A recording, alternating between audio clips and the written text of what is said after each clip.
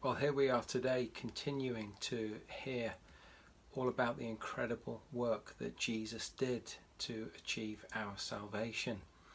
It's really the impossible made possible. And we're at verse 14 in Ephesians chapter 2. Let me read it.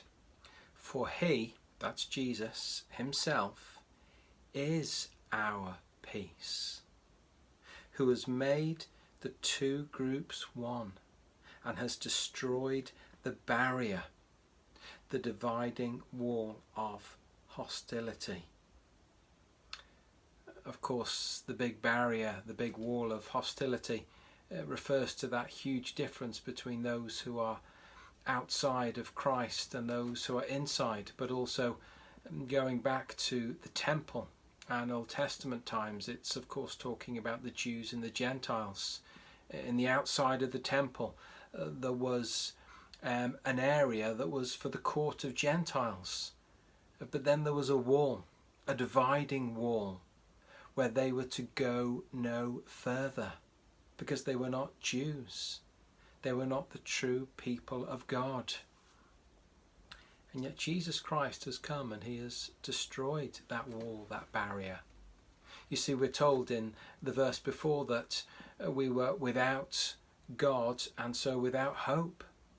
The beginning of the chapter, we were told that we were dead in our transgressions and sins. We were even objects of God's wrath.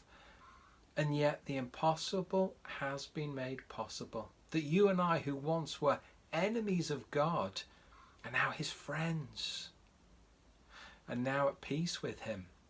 Because of course Jesus Christ is the Prince of Peace, the one promised that would come and bring an end to the war. As a little boy growing up in Belfast, it was during the time of the Troubles. There in the late 60s, it started again in 1969, and we lived there till 1976. And even as a child I sensed the real tension and the real difficulties. But I also, even as a little child, I picked up on the most remarkable things that happened there. And what were they? They were people from opposing sides who'd been wonderfully saved by God's grace.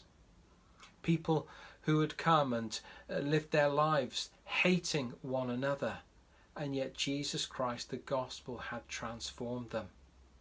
Men were broken and saw their need of Jesus and put their trust in him because he is our peace.